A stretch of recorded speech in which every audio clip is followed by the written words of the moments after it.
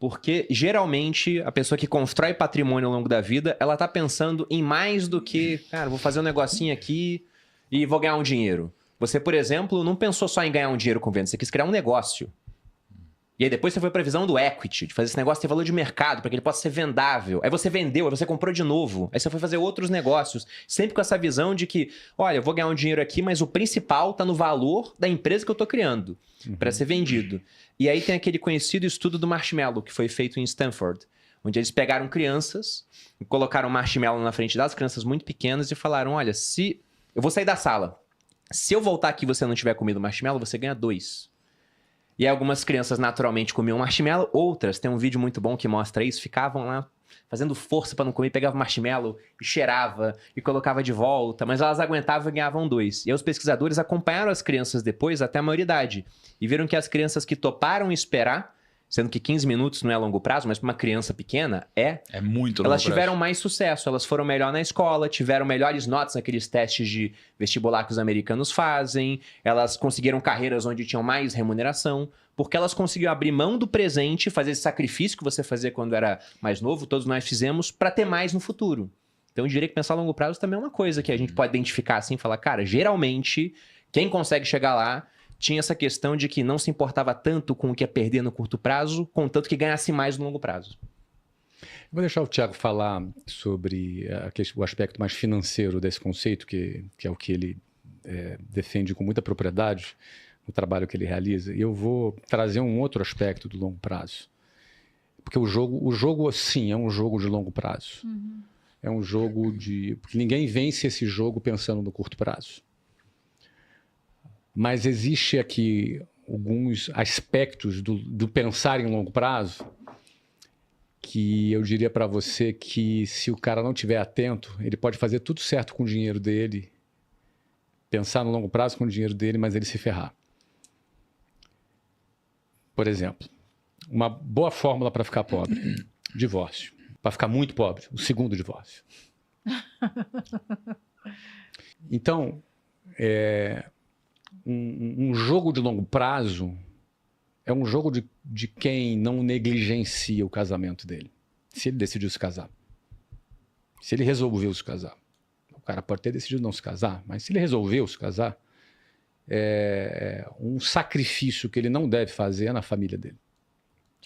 Se ele sacrificar a família dele por causa do dinheiro, ele vai ficar sem família e sem dinheiro. Vai ficar sem os dois.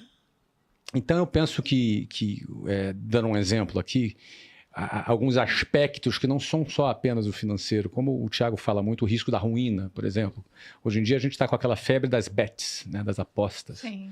O que eu recebo de mensagem de mulheres desesperadas falando que o marido está devendo para agiota por causa de aposta. Nossa.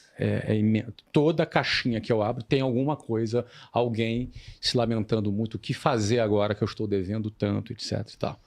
Se o cara vai para o caminho da aposta, cara, não basta o cara ser brilhante, para ganhar dinheiro e ser um bom gestor do dinheiro dele, se do outro lado ele vai cair no vício, ele vai cair na droga, ele vai cair em negligenciar a família dele. Então, eu não estou nem defendendo o aspecto moral dessas questões, estou defendendo o aspecto financeiro dessas questões. Sendo pragmático, não é? Cuide bem da sua família, independentemente se você acredita que seja moral ou não, mas é uma boa decisão financeira. Uhum. Não jogue, não se envolva com drogas. O que eu conheço de gente alcoólatra hoje em dia é porque o cara não sabe que é alcoólatra. Se o cara bebe todo dia, ele já é alcoólatra. Uhum. E ele não sabe que é alcoólatra. Ele acha, não, eu bebo todo dia, mas eu não sou alcoólatra. Não, é alcoólatra sim, senhor. Porque a quantidade de álcool que vai entrando no seu cérebro te torna alcoólatra se você ingere álcool todos os dias. Isso é medicina que fala, não é a minha opinião. Então, esses aspectos da vida, cuidar desses aspectos fazem parte do jogo de longo prazo. Fazem parte. Alguns fazem isso intuitivamente, de maneira natural, mas muitos não. Não é? É preciso você, para jogar o jogo do longo prazo, para enriquecer e você ter uma boa longevidade na sua riqueza, você tem que jogar o jogo do longo prazo. Então, esses aspectos te garantem a melhor manutenção da sua riqueza no longo prazo. Aí eu deixo o Thiago falar sobre os outros aspectos aí.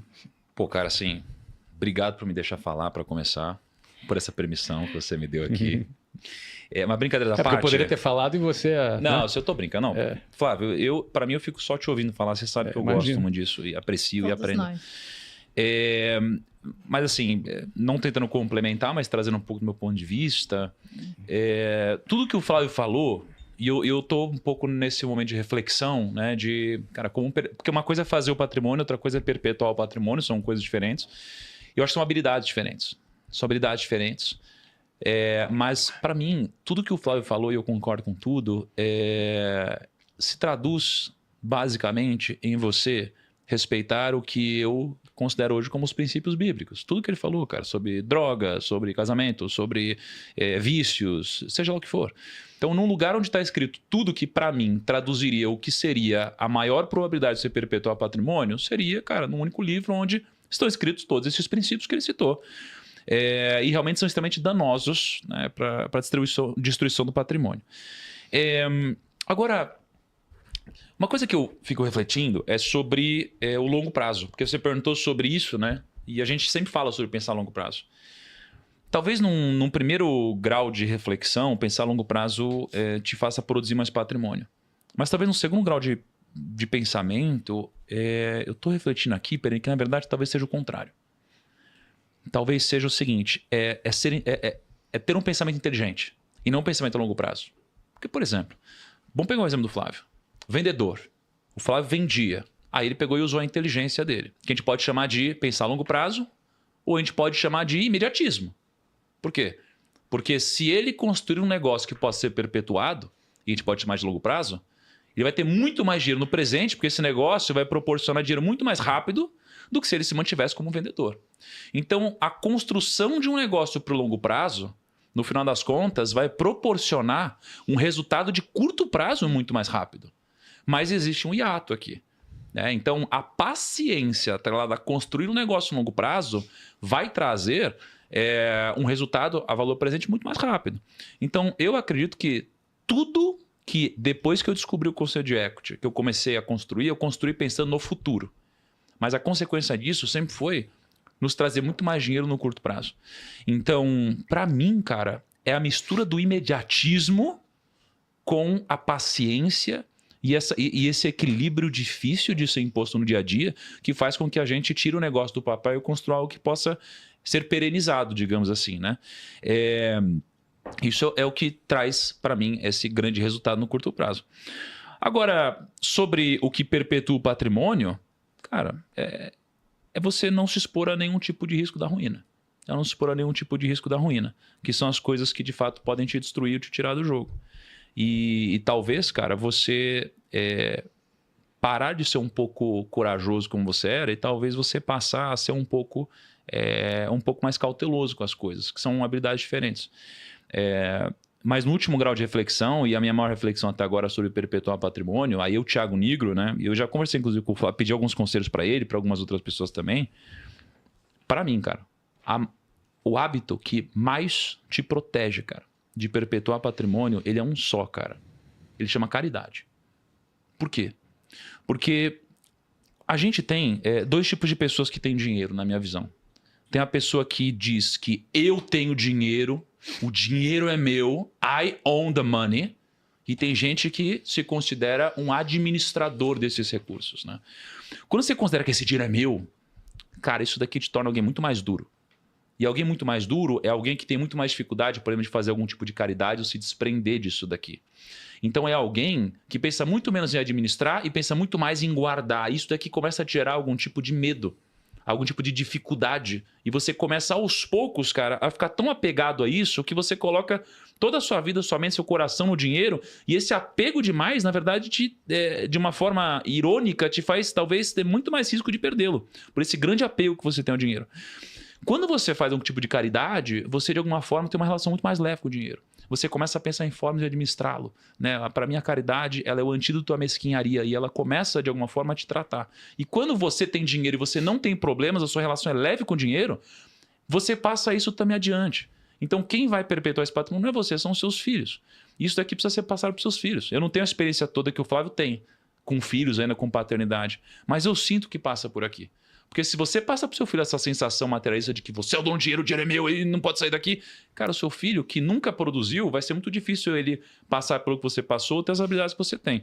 Então, assim, eu resumiria em, cara, faça caridade. Isso daqui é muito importante para mim. E não se põe o risco da ruína. São pontos importantes na minha visão.